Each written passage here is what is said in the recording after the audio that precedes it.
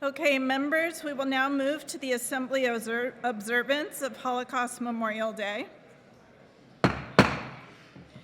Without objection, we will take up file item 50, ACR 43, Gabriel, for the purpose of third reading.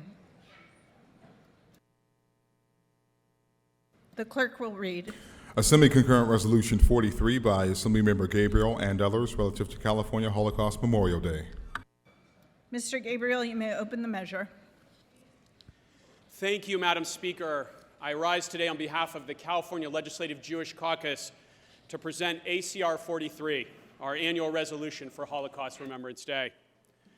Known in Hebrew as Yom HaShoah, Holocaust Remembrance Day commemorates the approximately 6 million Jews and countless others who were brutally murdered by the Nazis and their collaborators. Yom HaShoah also honors Jewish resistance during the Holocaust, and it is observed annually on the anniversary of the Warsaw Ghetto Uprising. In observing Yom HaShoah, the Jewish Caucus has always been committed to centering the voices of survivors, the few among millions who through extraordinary resilience and incredible luck survived the Nazis' attempt to exterminate the Jewish people. Unfortunately, due to age and the COVID-19 pandemic, our ability to hear directly from survivors has been diminished in recent years.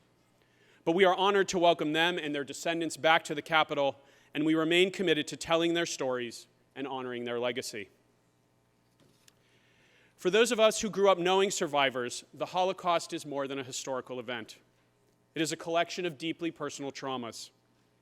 It is the numbers tattooed on the arms of friends and grandparents, the stories of relatives who endured every imaginable and unimaginable form of abuse, of children orphaned, of entire families and villages destroyed. It's trying to figure out how to explain to my 7-year-old that the woman sitting across the table from him at Passover last week saw her entire family murdered before she turned 12. That his friend Liba's great-grandma hid in the woods for 2 years as a child to escape the Nazis. That his friend Jack's great-grandma buried her mom with her own hands. That sweet Ayelet's great-grandma survived because at the end of the war, the Nazis were willing to let her go free in exchange for a bribe. It's trying to figure out how to explain to your kids that the Nazis murdered over 1 million Jewish children, and also laying awake at night wondering if one day someone will try to hurt them because they are Jewish. For the Jewish people, the Holocaust is millions of individual traumas, and also a lasting collective trauma. A trauma that has deeply informed our community's sense of security and also our sense of purpose.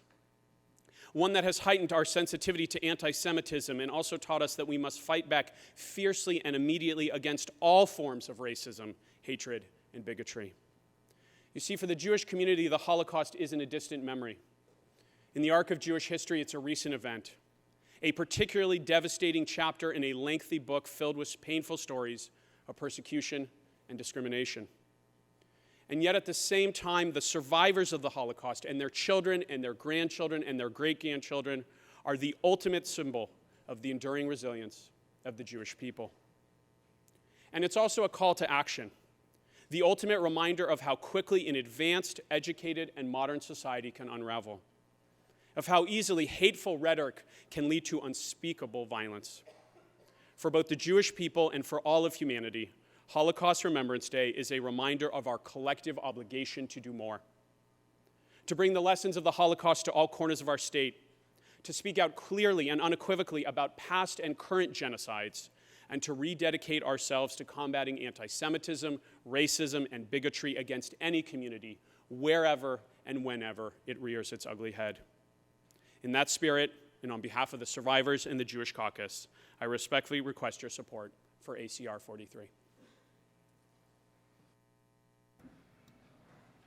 Mr. Lowenthal, you are recognized.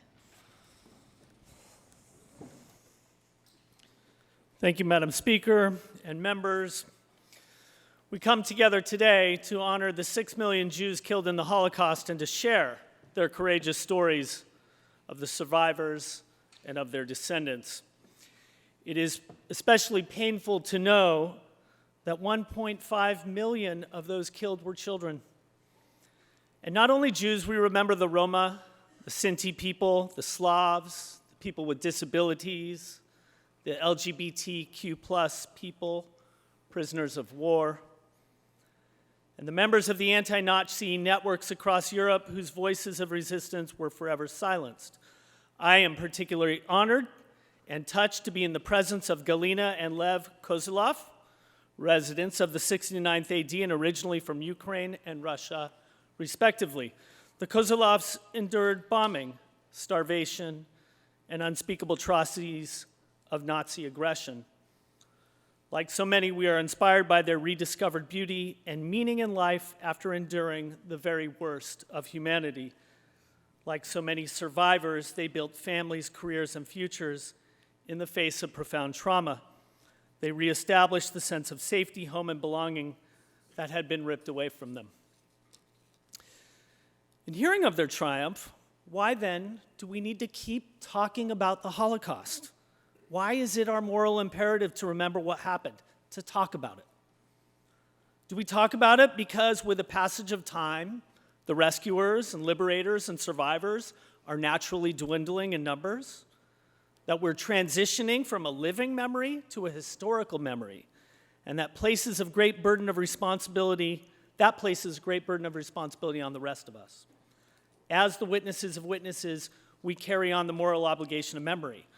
Or do we talk about it because today nearly a third of all Americans and more than 4 in 10 millennials believe that substantially less than 6 million Jews were killed, 2 million or fewer during the Holocaust? Even more troubling, despite more than 40,000 concentration camps and ghettos built during the Holocaust, almost half of Americans cannot name a single one. Maybe we talk about it as a vehicle to address the increasing attacks and violence against Jewish communities around the globe. Online and offline, hate speech is intensifying. 49% of US millennials and Generation Z have seen Holocaust denial or distortion posts on social media or elsewhere online.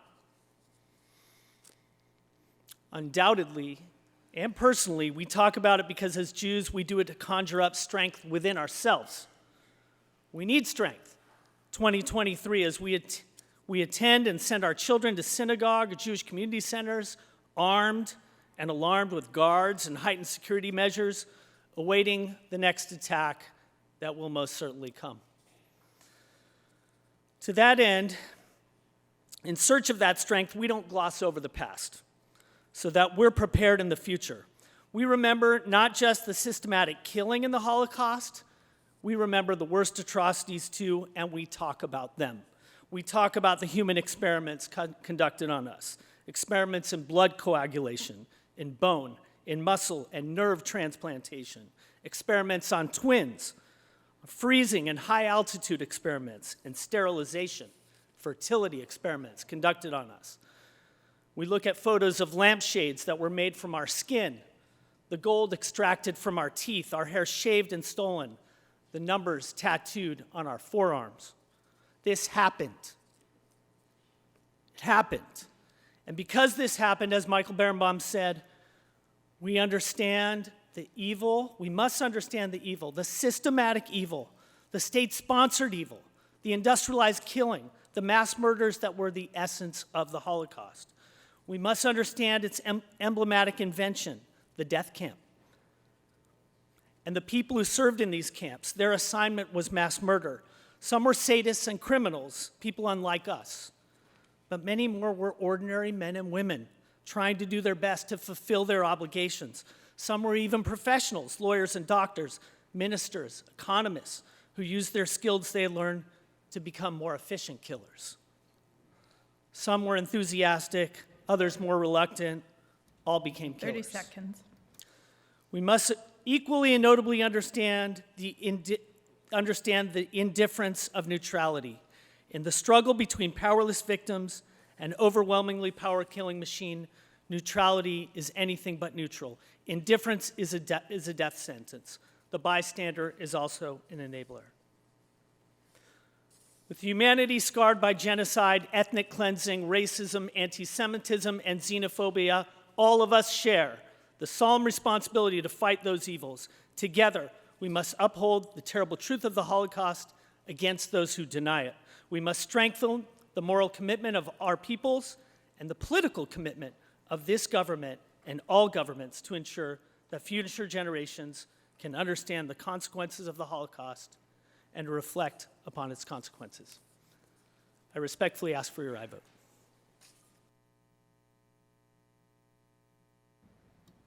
Ms. Pellerin, you're recognized.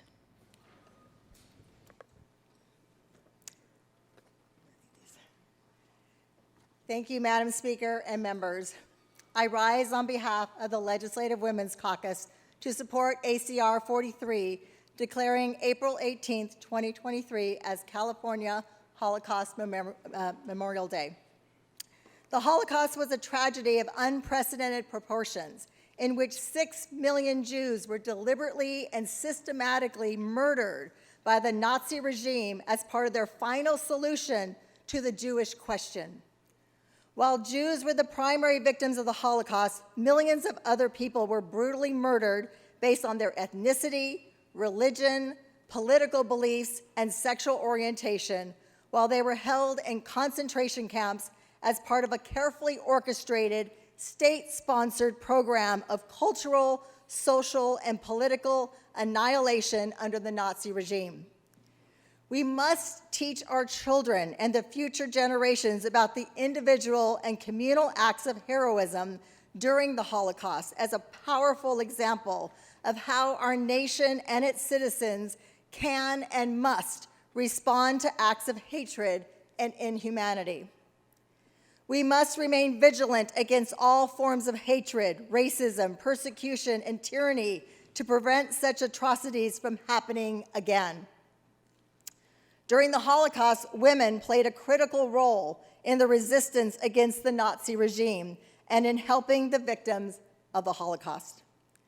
Despite being discriminated against and marginalized by the Nazi ideology, many women demonstrated extraordinary bravery and strength in the face of extreme adversity.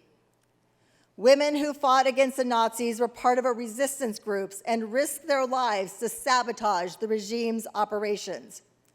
For example, in the Warsaw Ghetto uprising, women smuggled weapons and supplies to their fellow fighters and acted as couriers between different parts of the resistance. Women played an essential role in saving lives during the Holocaust.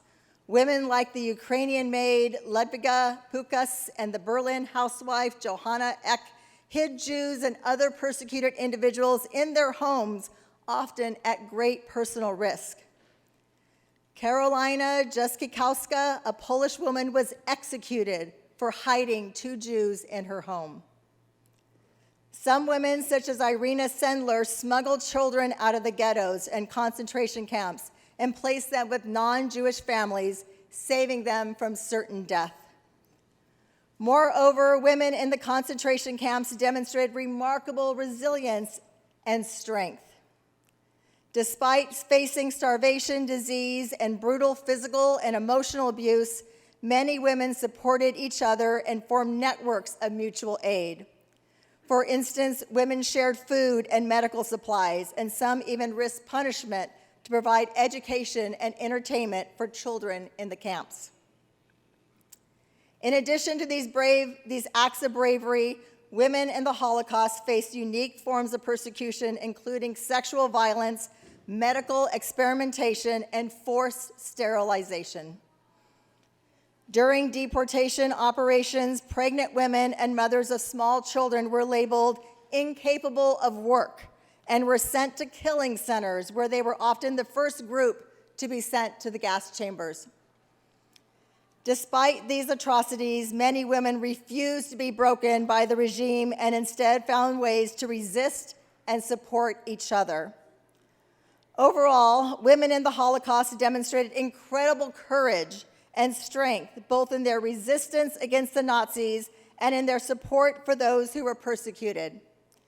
Their stories serve as a powerful reminder of the human capacity for resilience and compassion, even in the darkest of times. It is vital to include women's roles and bravery in the Holocaust as we proclaim this day as California Holocaust Memorial Day. In the words of Anne Frank from her Holocaust diary she kept while hiding, "How wonderful it is that nobody need wait a single moment before starting to improve the world. As our nation is grappling with an alarming surge in anti-Semitism, it is more critical than ever for us to remember the lessons of the Holocaust and pay tribute to its victims and survivors, to do our part to improve the world. Please join me to work to promote human dignity and confront hate whenever and wherever it occurs. I thank my colleague from San Fernando for his leadership as co-chair of our Jewish caucus, and I ask you all to join me in supporting ACR 43.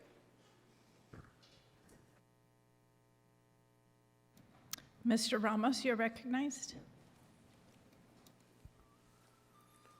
Well, thank you, Madam Speaker. Today I rise as the chair of the Native American Legislative Caucus and also on behalf of the California Legislative Latino Caucus, where the Latino Caucus stands in solidarity with our brothers and sisters and also stood where many of the survivors fled to Latin America to find safety. We must never forget how easily the hate and bigotry that spawned the Holocaust can occur anywhere at any time. Throughout our human history, we have seen genocide infect different parts of the globe in different eras and poison different groups. As California Indian people, we have seen atrocities and genocide come our way. As Native American people, we have seen clans wiped off this earth. So we stand in solidarity as Native people in the Latino Caucus. We join together as no one should stand alone. This resolution reminds us of the great human devastation and inhumanity which we as humans beings are capable of committing, and how urgent it is for us each to remain vigilant and stand against hate. Today is no different. We need to stand united together in solidarity with our brothers and sisters. With our Jewish caucus members, we stand with you today and forever. I urge your aye vote. Ms. Bauer-Cahan, you are recognized. Thank you, Madam Speaker and members. I rise today as a testament to the resilience of good over evil, the triumph that was those who survived. I rise on behalf of my family. My permission to use props, Madam Speaker. Without objection. My grandmother, Catherine Bauer, who many of you have heard about, because I had the honor of adjourning in her memory during Holocaust Remembrance Day just a few years ago. And her parents,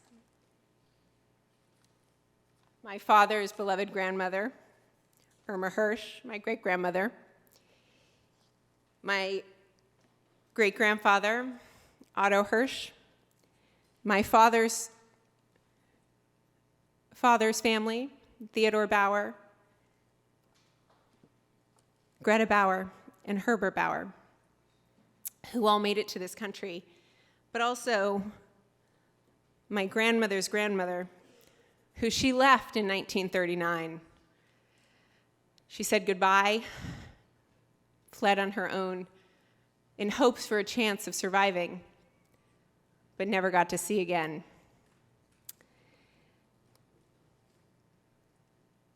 And for the 6 million people who don't have a granddaughter, to rise for them, because their lives were cut all too short by the Holocaust.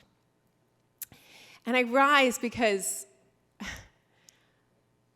we need to understand the stories of people like my family. They had a privileged life in Vienna. Both sets of my grandparents were shop owners. My grandparents were sweethearts in Vienna. They played tennis, they went to dance school. They did well in high school until they were kicked out. They didn't believe the only country they'd ever known would turn on them, would expel them, would exterminate them if they stayed. But that's what happened. And they got out. But they got out because of the good grace and the gifts given to them by this country and by the human beings in New York who sponsored them. The people who took a chance on my grandparents and gave them a second life. Austria offered my grandmother her citizenship back, and she didn't want it. She was an American. This was the country that gave her life. And my grandmother lived to be 98 years old. She lived to see me be elected to this body. And she was never afraid that that would happen in this country.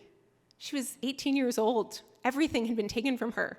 But she believed so deeply in this country that she never, ever believed it would happen here. And just this morning, I was talking to another one of our honorees, a survivor, and I said, that changed in 2016, when my grandmother saw Nazis boldly marching through the streets of the United States. And for the first time in my life, she wasn't sure anymore about this country and whether it could go the way her homeland had gone.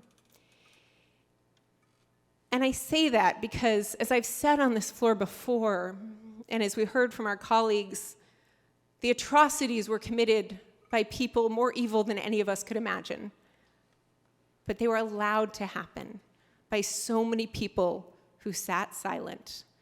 And as they're called in Israel, the righteous among nations, those that saved the lives of people like my grandparents were the ones who stood up, were the ones that saved the people here on this floor and their descendants. And we need to be those people for every group that is facing genocide and hatred.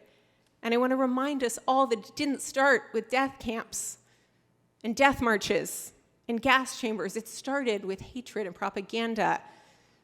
And it is our obligation as the 80 members of this esteemed body to stand up and to speak out for every group so that truly it never happens again. So that people like me aren't holding passports marked with Nazi swastikas, remembering a time when their grandparents had to flee the only home they ever known and hoped they would reunite with their children and get a second chance at life. But my family did. My grandparents reunited in Brooklyn. They were married. They had my dad and my aunt.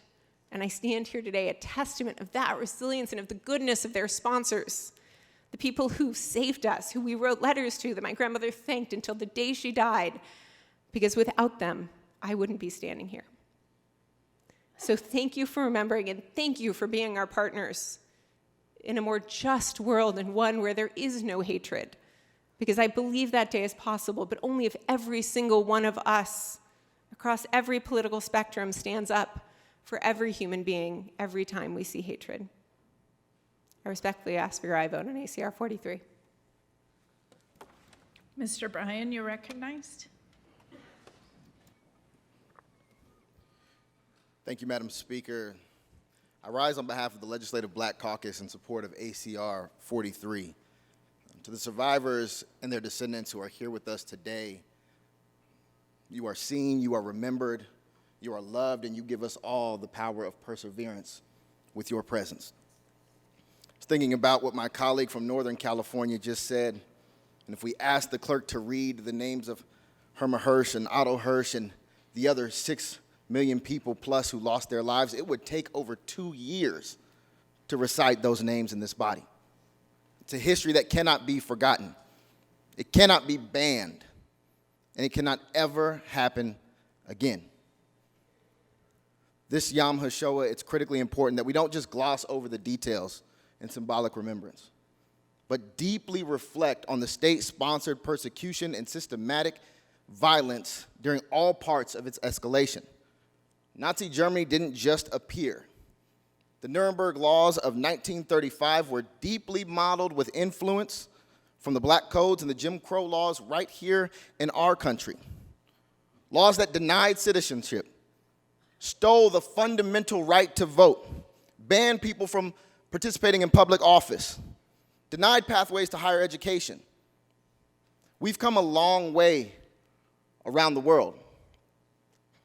But we've got a long way to go because hate and anti-Semitism and those foundational core components that drove to the death of 6 million people still reside, and we see it manifested in flyers on our school campuses. We see it in shootings outside of our temples. We see it in the fear that our brothers and sisters in the Jewish community carry every day. And so today, we don't just remember, but we recommit ourselves to actively fighting against hate and actively building a world built on love and solidarity. I respectfully ask for your aye vote. Mr. Berman, you're recognized. Thank you, Madam Speaker. I rise on behalf of my constituent, Boris Kapilovich, who wasn't able to make it here today, but whose story is very similar to the story that my grandmother went through in Poland. And we talk about the 6 million Jews who were slaughtered, the 1.5 million children who were murdered, and sometimes it can be hard to grasp really what that means without diving a little deeper into individual stories. And so Boris was kind enough to write up his story for me, and I'd like to share with all of you. Permission to read. No objection. Thank you. Allow me to express my sincere gratitude for inviting me as a survivor of the Holocaust. I was born in Minsk, the capital of Belarus. Since my early years, I've been a naughty kid. My search for adventures, which twice ended unlucky, kept my parents in constant worry. But I was still loved and spoiled. I was a typical boy, but my fate was not ordinary. When the Second World War, initiated by fascist Germany, reached our country, my father went into the army. The city lost the substantial part of its population and looked uninhabited. The sensation of uncertainty and oppression felt everywhere. Now it was necessary to count every piece of bread. Stores were closed. The collective farmers did not arrive into the city anymore, and there was no market. The exchange of things for products was not always fruitful. We were frequently hungry. The lighthearted and joyful sensation, which I not long ago experienced by greeting each new day, disappeared. Neither the clean blue sky nor the warm rays of the sun could take away the expression of hopelessness and presentiment of trouble on the face of my mother. Soon, German troops occupied Minsk, and we became prisoners of the ghetto, my mother, my older brother, and I. To save the family from the hunger, our mother started to work on the construction site, getting at the end of the day one slice of bread and a bowl of soup for the family of 3. We always were hungry. My mother found that in some parts of the ghetto, Germans were taking people away, and nobody knew why they didn't come back. Later, she heard that all of them were killed. Germans usually carried out the extermination of not working population after the labor columns left the ghetto. My older brother saved my life in one of the cleaning actions, as Germans called it, by hiding me under the bed. But himself he could not and was taken away. Since then, the tormented life and constant fear of perishing became the norm of our existence. We were not only deprived of the feelings and emotions inherent in the humans, but we were in the constant fear to be killed. Once, during the most extended action that lasted 3 days, hiding in the attic, I witnessed a monstrous execution. Innocent children were pulled out from their mother's hands and thrown inside the hermetic cabin of the mobile gas chamber. With the heart-rending cry, the mothers were rushing inside after their kids. Women with kids, old men and women loaded into the cabin knew they would be suffocated by exhaust gas from the car engine. During the actions of extermination in the ghetto, miraculously or by lucky chance, my life was saved 7 times. 3 times by Russian man Ivan Bakhmatov, my mom's boss at work. 3 times by German who led people to work. And the last time by the young German soldier. We escaped to partisans just before Germans exterminated the rest of the ghetto population entirely. In 1944, we returned to the city freed from the German occupation. For a long time, I kept dormant the visual and lifelike pictures of the executions. Time treats grief and pain, and life is going on. However, we will never forget those who perished in Holocaust. I would like people who listen to me now to realize that I am talking about the fate of the destroyed generation. generation deprived of the right to happiness, love, and life, only because they were born Jews. Despite the possibility and the need for coexistence between the people of different countries and religions, the entire history of humanity knew only wars. My dear listeners, your life is the most precious phenomenon on our earth. Please do everything possible to make life beautiful, and for those values you create, the following generations will be forever grateful to you. Thank you for inviting me. I love you. I respectfully ask your support on ACR 43. Mr. Marsucci, you're recognized. Thank you very much. Thank you, Madam Speaker. I rise on behalf of the Asian American and Pacific Islander Legislative Caucus. You know, it was about 5 years ago that I had an opportunity with some of my colleagues that I see on the floor today to go to Israel, courtesy of the American Jewish Committee. And one of the most memorable trips during that trip was a visit to Yad Vashem, Israel's official Holocaust memorial. And I remember when I was there that at one point I had to break off from, our delegation because, I just started bursting out in tears, and I try to be a typical Japanese man, hold the pain on the inside and not on the outside. But I couldn't control myself. And the thought that kept going through my mind is how can all the people, whether in Germany, whether in Austria, whether in Poland, how did all these people close their eyes while all this evil was taking place to their neighbors, their friends, their colleagues? And so, that question, we need to continue to ask ourselves that question as we continue to deal with all the hate that we see in the world. I know that when the COVID pandemic started, and we started seeing Asian Americans being targets, scapegoats, pariahs for the pandemic, the first people that came to our support and our defense were the Jewish community. Organizations like the Anti-Defamation League, community and organizations that have fought hate as long as anyone. And so I want to take this opportunity to not only thank our colleague from San Fernando Valley for introducing this resolution, as well as all the survivors, all the descendants of survivors for sharing your stories. And I want to thank the Jewish community for always keeping that memory of the Holocaust alive so that we never forget that we do need to stand up. We can't be one of those silent people when hatred and evil is taking place around us. It's important, it's incumbent on all of us to rise up and to stand up and speak out against hate. Mr. Jim Patterson, you're recognized. Thank you, Madam Speaker. Members, I rise in solemn support of this resolution. Sharon and I had the privilege of living next door to Al and Arlie Geller for a long, long time. Al studied for the Jewish priesthood. He married Arlie, a Catholic who thought about possibly being a nun.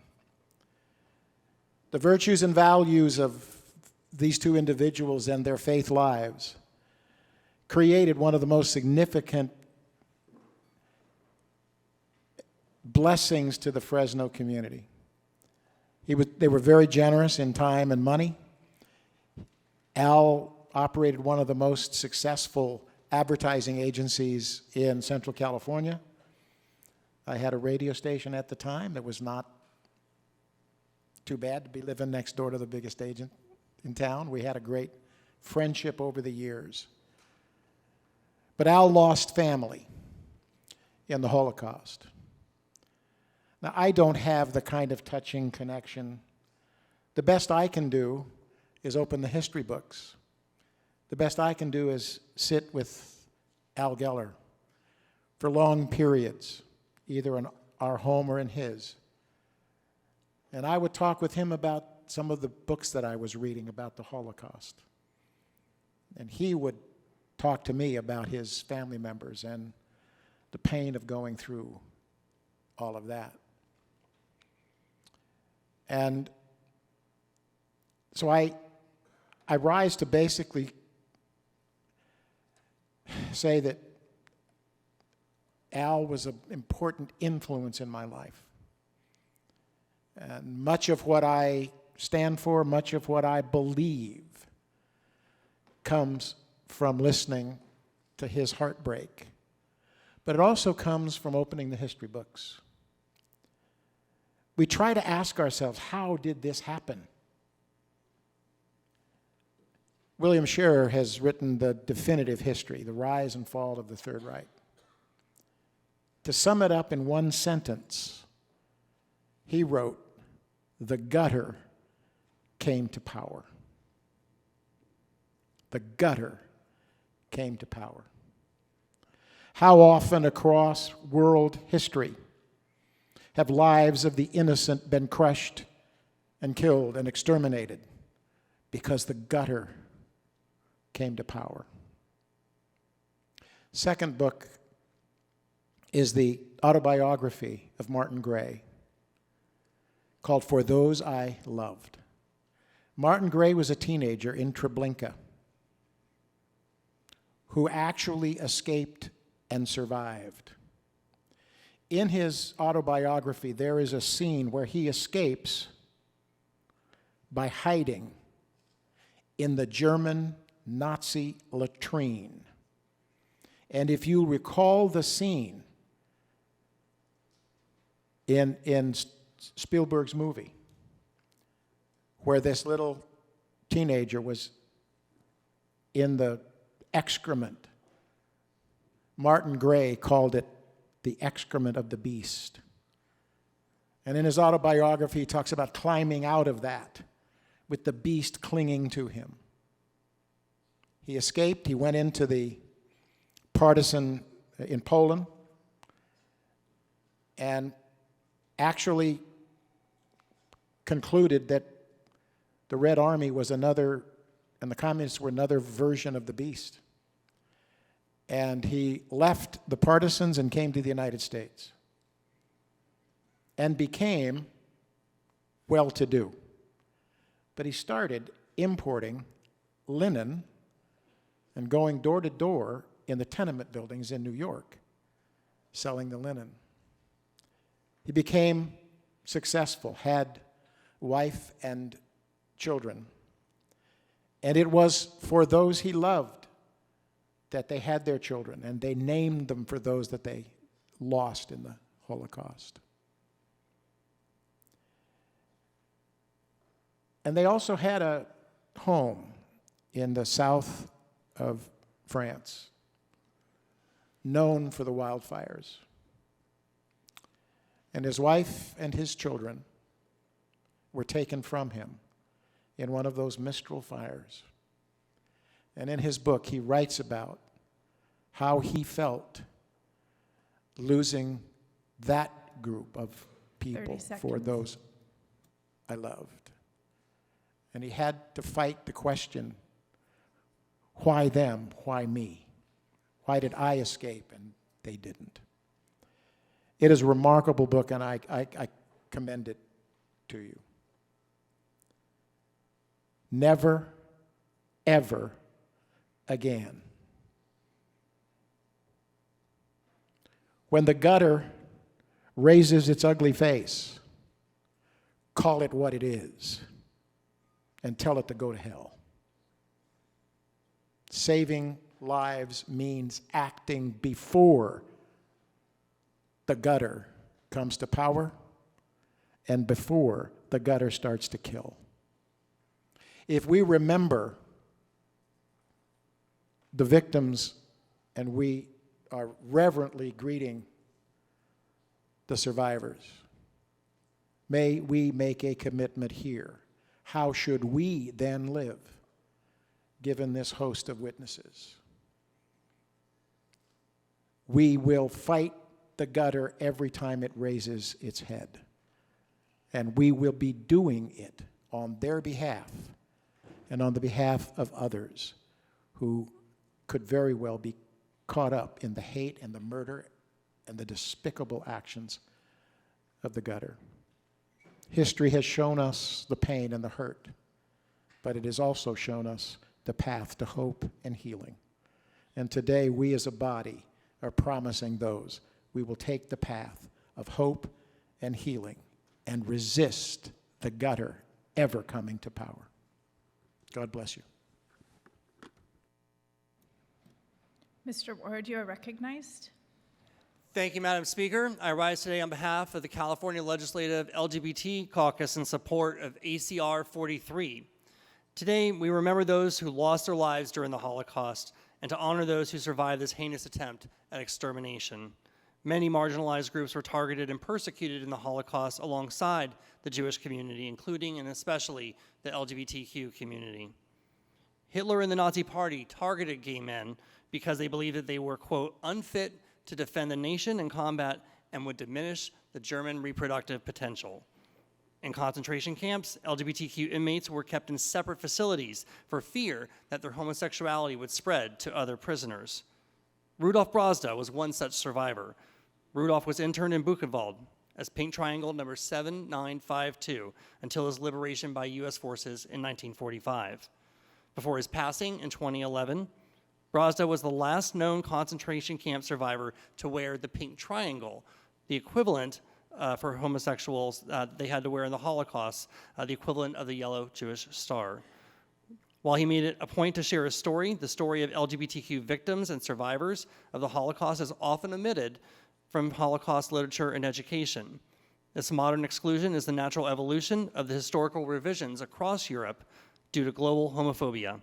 In fact, it was not until 2002 that Germany formally acknowledged and apologized for the horrors perpetrated by the Nazis targeting the LGBTQ community. We must spread awareness of Rudolph's story into all those persecuted in the Holocaust, especially those whose names, faces, and stories we will never know. In that spirit, we reclaim and lift up the Pink Triangle as a symbol of perseverance. We acknowledge the Holocaust as a time in history. We must never forget the atrocities of the Holocaust, including the targeting and persecution of LGBTQ individuals, and work towards creating a world where this can never happen again. And above all, we must continue to stand in solidarity with other communities to collectively fight against anyone who claims their identity is supreme for a free, equitable, and safe society for all. I respectfully ask for your aye vote on ACR 43. Is there any further discussion or debate on this measure?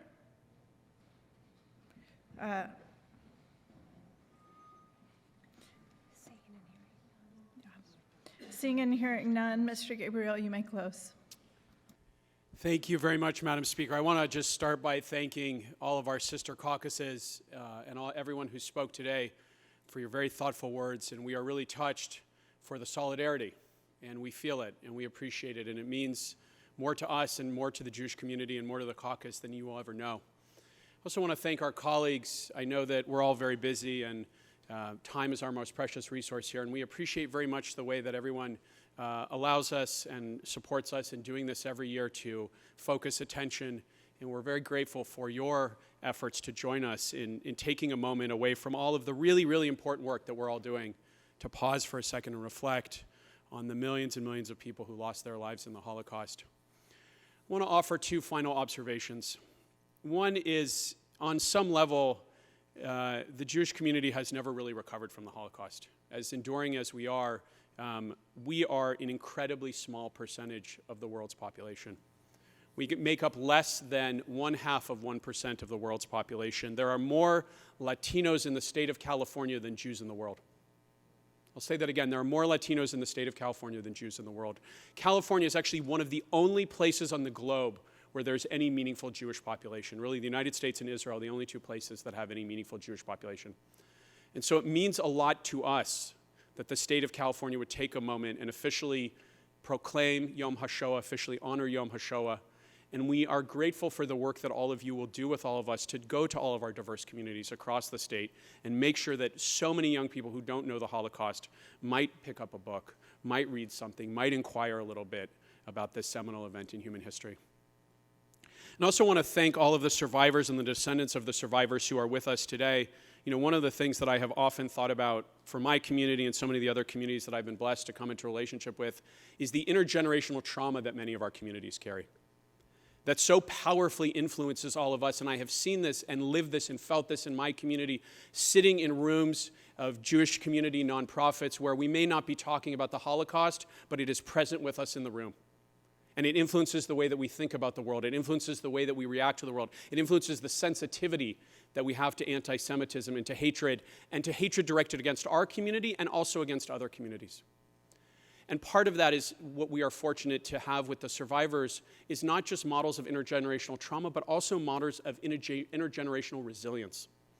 That so many of the survivors and their children and grandchildren have gone on to do incredible work in social justice spaces, in positions of Jewish community leadership, that they have showed us through their lives what the answer is to genocide, what the answer is to trauma, what the answer is to hatred and bigotry. And so on behalf of the survivors who are the ultimate symbols of resilience, on behalf of their children and grandchildren who have done so much work in our community and in so many social justice spaces, I respectfully request your aye vote on ACR 43. The clerk will open the roll for co-authors on ACR 43. Members, this is for co-authors.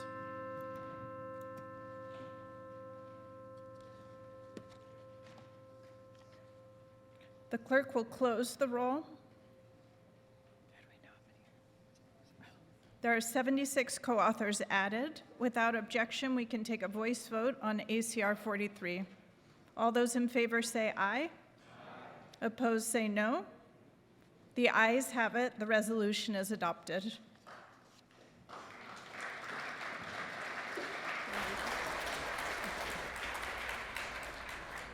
As we reflect on the lessons of the Holocaust, there's no more important voice than those who personally experienced this terrible moment in human history. To mark Holocaust Memorial Day, the members of the Legislative Jewish Caucus have invited survivors and descendants of survivors to join us today. We have extended them the privileges of the floor, and our honorees are seated at the desks of the members who represent them. Shaped by their personal or familiar experiences, many of our honorees have devoted their lives to teaching the lessons of the Holocaust, to serving vulnerable communities, and working together towards social justice. So I ask the members and their survivors or descendants of survivors to move to the rear of the chamber to Mr. Ward's desk for special recognition. We'll be moving to the introduction of honorees for California Holocaust Remembrance Day for 2023, and the clerk will read. Our first honoree is Leora Riken. She is represented by Assemblymember Friedman. She is a descendant of survivors. As the founder of the David Lepkowski Project, educator, artist, and author, she co-developed a project-based multidisciplinary educational program to teach students about Jewish life in Eastern Europe before, during, and after the Holocaust through the art of Lithuanian-Israeli artist David Lepkowski. Please welcome Leora Riken.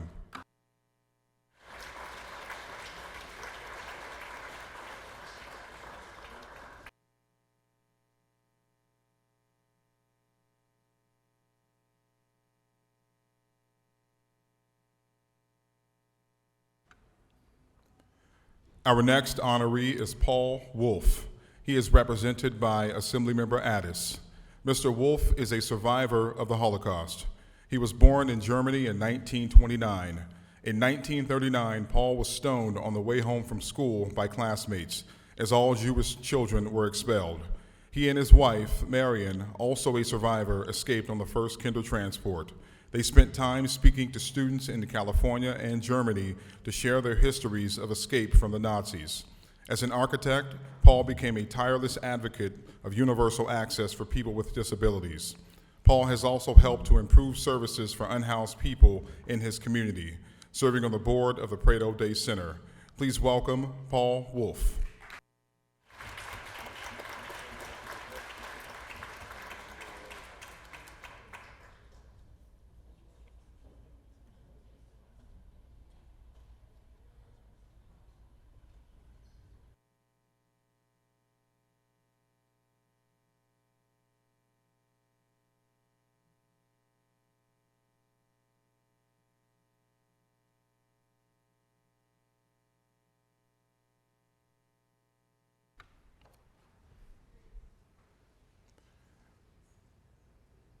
Our next honoree is Rabbi Nolan Leibovitz. He is represented by Assemblymember Gabriel.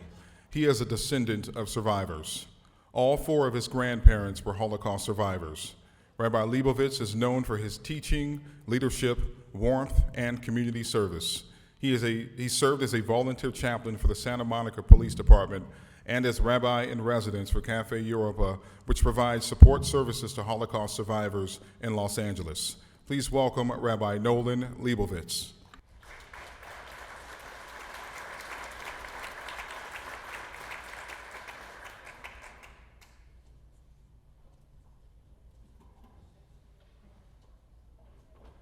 Our next honorees are Galina and Lev Kosolov. They are represented by Assemblymember Lowenthal. They are both survivors of the Holocaust. Galina Kosolov was born in Ukraine in 1939. When Galina was a child, the Nazis bombed her neighborhood without warning. In the aftermath, a kind man that the family did not know lifted Galina onto his horse and led Galina and her mother, along with two siblings in tow, on a long journey where the family was able to board a train. However, the train was then bombed by the Nazis. Miraculously, Galina still managed to escape. Les Kozlov was born in 1937 in Russia. He and his family escaped the siege of Leningrad. He and his family also experienced being bombed and starvation. Galina and Lev met and married when they were in their 20s. They have been married for 58 years. They have one son and two grandchildren. Please welcome Mr. and Mrs. Kozlov.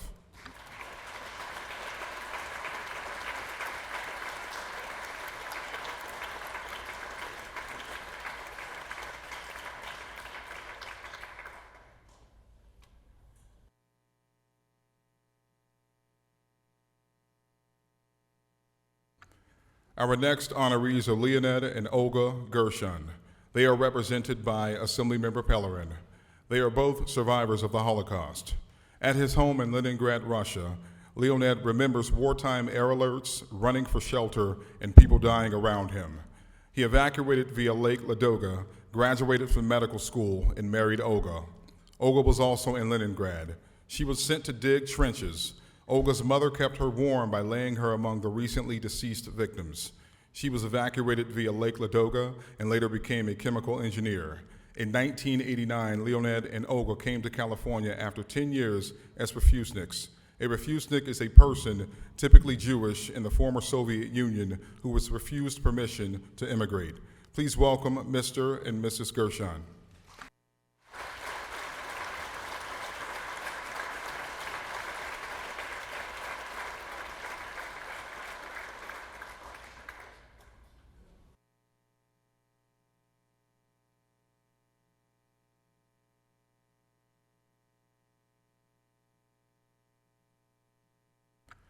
Our next honoree is Beth Keene. She is represented by Assemblymember Zabur. She is a descendant of survivors. She has been the Chief Executive Officer of the Holocaust Museum of Los Angeles since March 2017. Previously, she served on the museum's board as treasurer and then chair while she worked in the finance sector. Please welcome Beth Keene.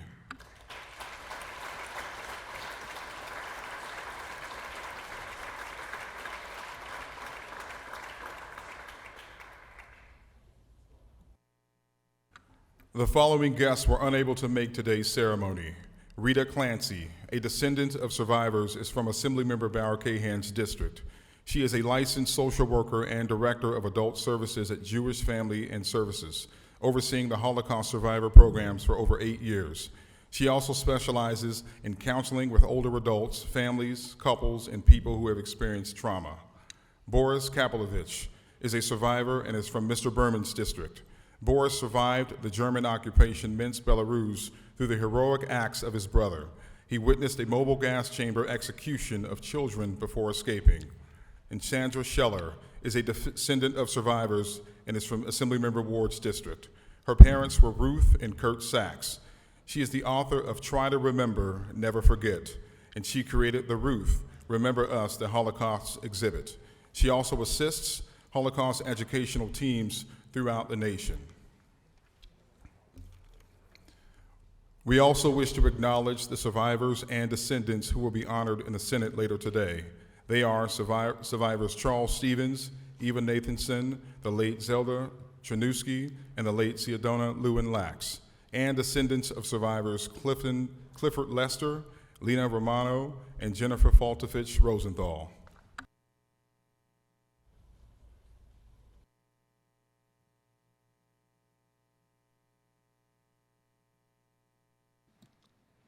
At this time, I ask our honorees and the members of the Legislative Jewish Caucus to retire to the rear of the chamber for a group photo prior to their exit from the chamber. Members and guests, please join me in a nice, long round of applause for our very special guests and their families.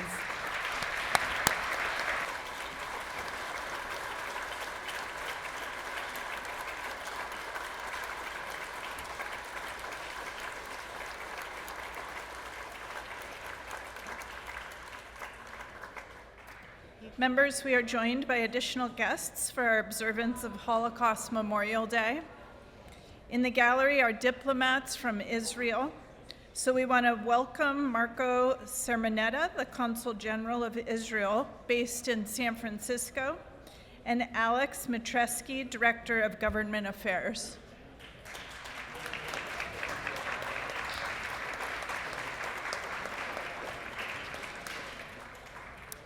And Ms. Bauer-Cahan, you are recognized for your guest introduction. Thank you, Madam Speaker. It's an absolute privilege to welcome my dad. He doesn't know this is happening. Robert Bauer to the floor. He has joined me for every Holocaust Memorial Day that he's been able to. He wasn't here during COVID, but it's really a privilege and an honor to be able to share this day with him and tell our family story together. So please welcome him.